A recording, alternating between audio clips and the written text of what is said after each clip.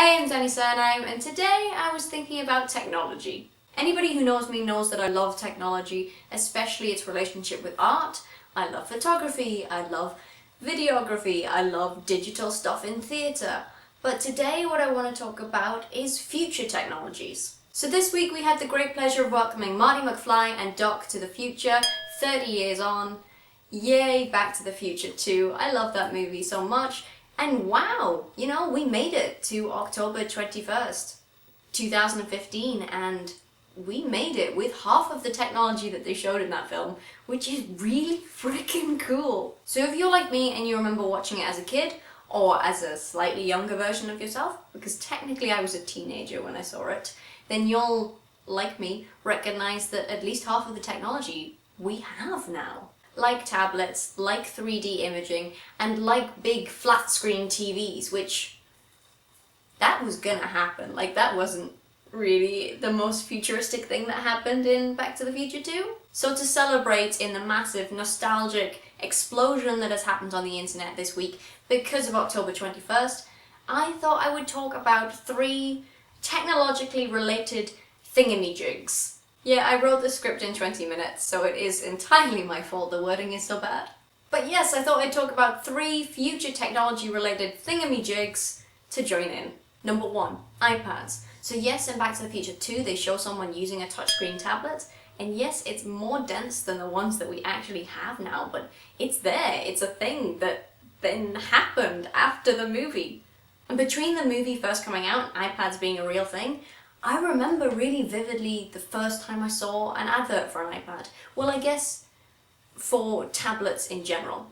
I was in year 7, it was an IT lesson. I don't know how long it had been since the advert came out, but I remember being shown it to be inspired for the project that we had to do in IT, and it blew my mind. I was literally, I lost my shit in the lesson. I was like, what the hell? And now it's like a thing that people have and are in businesses and are in the home. It just, wow, we have them. It's a thing. I feel so futuristic knowing that I'm in a world where that technology exists, and knowing that once upon a time I looked at that and was like, wow, that's gonna be here in like 20 years. And it wasn't. It was literally only in year 7 that I first heard about it, and just so cool, so cool. Number 2, the tubes from Futurama. Why don't we have those? If you've seen Futurama, then you know what I'm talking about, and I'm talking about the big tubes and the little ones. The big ones that human beings and aliens and everybody else in Futurama shoot through, and also the little ones that they send mail through. Our technological abilities are not up to that standard yet, but please can the day when they are be.